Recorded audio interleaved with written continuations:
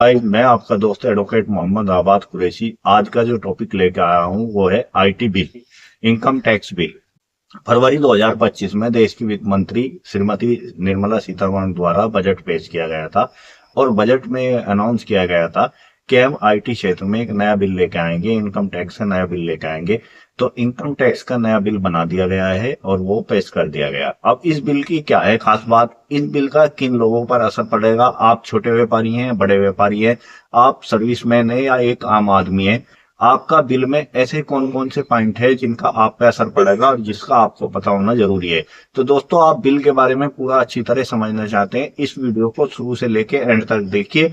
और बिल के में जो जो पॉइंट रखे गए हैं सरकार द्वारा आम जनता के लिए, वो सारे एक एक करके क्लियर बताए गए हैं। तो हम ज्यादा समय न लेते हुए वीडियो को शुरू करने जा रहे हैं और आपसे सिर्फ एक ही रिक्वेस्ट है, अगर आप हमारे चैनल पर पहली बार आए हैं तो वीडियो को लाइक करें और चैनल को सब्सक्राइब करें। वीडियो को हम स्टार्ट करते हैं। सरकार अब आपके पर्सनल चैट पढ़ सकती है, वो भी जबरदस्ती। ईमेल खोल सकती है, सोशल मीडिया अकाउंट्स खंगाल सकती है और तो और बिना आपकी मंजूरी आपका फोन का पासवर्ड भी ले सकती है, उसको खोल सकती है। हम बात कर रहे हैं नए आईटी कानून की और इसमें क्या क्या क्या है मैं आपको बता दूं कि इसमें अभी ये बिल है, ये अभी कानून नहीं बना है और इस पर कांग्रेस आग बबूला हो गई है।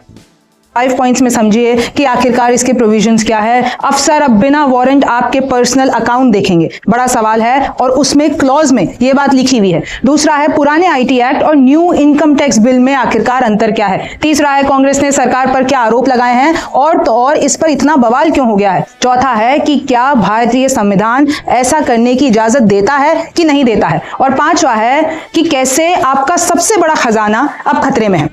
5 पॉइंट्स में सब कुछ आसान भाषा में है। सबसे पहले आप ये देखिए, your email and social media account can be accessed by income tax officers. यानी इनकम टैक्स ऑफिसर्स अब आपके सोशल मीडिया अकाउंट्स देख सकते हैं, आपके ईमेल देख सकते हैं। ये जो नया इनकम टैक्स बिल है जो कि लागू होगा 2026 से, तो अब मैं आपको बताती हूं, जो अप्रैल 1 आएगा अगले साल का, उसमें ऐसा होगा कि आपके सोशल मीडिया, ईमेल और कोई भी ऐसा डिजिटल स्पेस है जिसमें आपने इन्वेस्टमेंट कर रखा हो, जिसमें आपकी पर्सनल डिटेल हो, उसको सरकार के ये जो अफसर हैं वो आसानी से बिना वारंट के, अगर उनके पास एक सस्पिशन होगा कि भाई आपने कोई झोल किया है इनकम टैक्स में, तो वो ये सारी चीजें एक्सेस कर सकते हैं। अगर आप परमिशन नहीं देंगे तो उसको ओवरराइड कर दिया जाएगा। आप देख सकते हैं एक्सपर्ट्स जो है अब सवाल जता रहे इस चीज पर कि भाई इस पे कोई जुडिशियल ओवरसाइट नहीं है। इसका कानून जो अभी तक बना नहीं है लेकिन अभी बिल है, लेकिन इसमें फंडामेंटल जो प्राइवेसी है हमारी वो खतरे में आ जाती है। इसमें क्योंकि जुडिशियल ओवरसाइट नहीं है तो इसका आप उल्लंघन अगर करते हैं और तो और इसका पूरी तरीके से मैं आपको बता दूं कि गलत तरीके से भी इस्तेमाल हो सकता है। अब मैं आपको पहले कुछ डिटेल्स देती हूं। ये देखिए, personal email, bank account, online investment account, जितनी भी जगह आपने इन्वेस्टमेंट कर रखा है, और उसमें मैं आपको बता दूं आपके क्रिप्टो, आपके स्टॉक्स, आपके जितने भी सारी चीजें सब आ जाती है, ट्रेडिंग अकाउंट, और जितना भी ये देखिए, they have reason to believe that you own any undisclosed income. अगर आपने कोई भी अपना ऐसा कोई इनकम सोर्स है जो अनडिस्क्लोज कर रखा है, तो उसको भी ये लोग खंगाल सकते हैं। इनकम टैक्स एक्ट जो कि 1961 में बना था उसमें ऐसा नहीं था, लेकिन अब जो ये नया बिल आ गया है उसमें ऐसा है। ये देखिए, सेक्शन 132 क्या कहता है आईटी एक्ट 1961 का, कि भाई अगर उनको कोई भी शक है वो आएंगे आपसे, आपके अकाउंट्स मांगेंगे, आपका लॉकर भी तोड़ सकते हैं आकर। आपको तो पता ही है कि कैसे आईटी रेड करी जाती है, किस तरीके से अगर आप उनको चाबी नहीं देते हैं तो वो लॉक खोल सकते हैं, बॉक्स खोल सकते हैं, लॉकर खोल सकते हैं, आपके जितने भी सारे अकाउंट्स हैं उन सबको खंगाल सकते हैं। लेकिन अब जो ये नया बिल आया है इसमें एक क्लॉज जोड़ दिया गया है। मैं आपको बताती हूं, जो क्लॉज 247 है इनकम टैक्स बिल का, इसमें अब बात की जा रही है वर्चुअल डिजिटल स्पेस की। देखिए, कंप्यूटर सिस्टम और वर्चुअल डिजिटल स्पेस, पहला जो कानून है वो तो सेम है कि break open the lock of any door, box, locker, safe, जो कि पहले भी होता है। लेकिन इस बार क्या है कि वो किसी भी बिल्डिंग में घुस सकते हैं सर्च करने के लिए। वो अगर आप उनको कीज नहीं देते हैं तो वो जबरन ले सकते हैं, कोई भी बिल्डिंग, प्लेस, आपका घर हो, आपका ऑफिस हो, और तो और ये जो एक्सेस कोड होता है आपके कंप्यूटर का, आपके डिजिटल डिवाइसेस का, उसको ओवरराइड कर सकते हैं। इनफैक्ट ये जो वर्चुअल डिजिटल स्पेस है जिसमें आपके सोशल मीडिया अकाउंट्स भी आ गए, उनको भी खंगाल सकते हैं।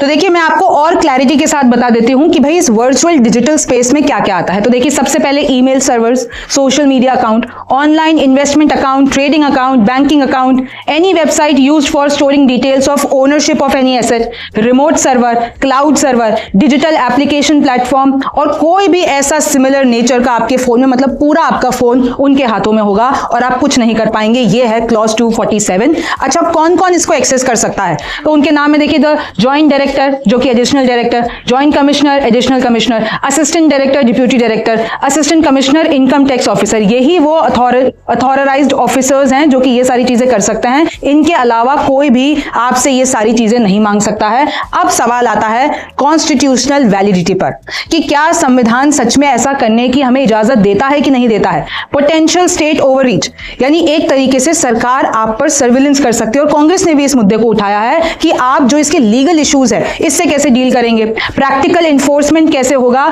हाँ, ये बात सही है सरकार की कि भाई उनको ये जो टैक्स इवेजन हो रहे हैं, अनडिस्क्लोज्ड डिजिटल स्पेस है, उनके बारे में कुछ करना है, लेकिन जो ये अनरिस्ट्रिक्टेड सर्विलेंस होगा, इंडिविजुअल की फाइनेंशियल और प्राइवेट डिजिटल प्रेजेंस पर एक बहुत बड़ा खतरा होगा, उसका जवाब कौन देगा। अच्छा, मैं आपको बताती हूं, देखिए जुडिशियल ओवरसाइट है सबसे पहले तो, कि अफसर आए, उन्होंने पूरा एक्सेस कर लिया, इसके ऊपर जुडिशियल ओवरसाइट कोई नहीं है।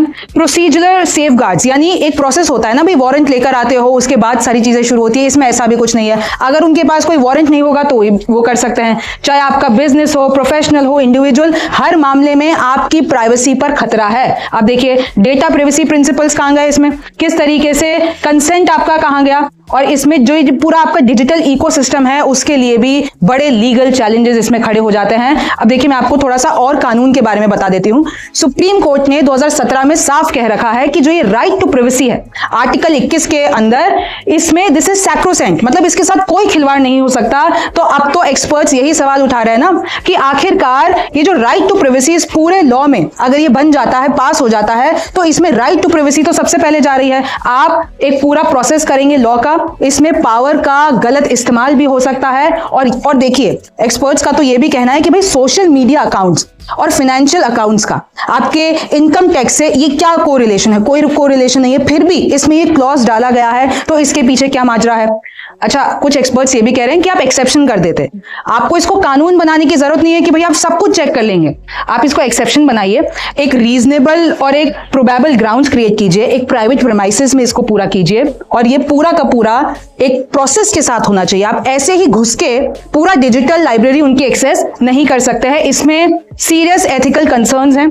इसमें आपका जो ये granting tax authorities the power to override digital access, मतलब उनके पास ऐसे सॉफ्टवेयर होंगे कि अगर आप पासवर्ड वगैरह कुछ भी नहीं बताते हो आराम से उसको एक्सेस कर लेंगे। तो इससे कॉन्स्टिट्यूशनल चैलेंजेस बहुत ज्यादा बढ़ जाते हैं। और इनफैक्ट जिस कंपनी में आप काम कर रहे हैं तो उनकी डिटेल्स भी आपके लैपटॉप में होगी, तो वो कंपनी के लिए भी प्राइवेसी खतरा है।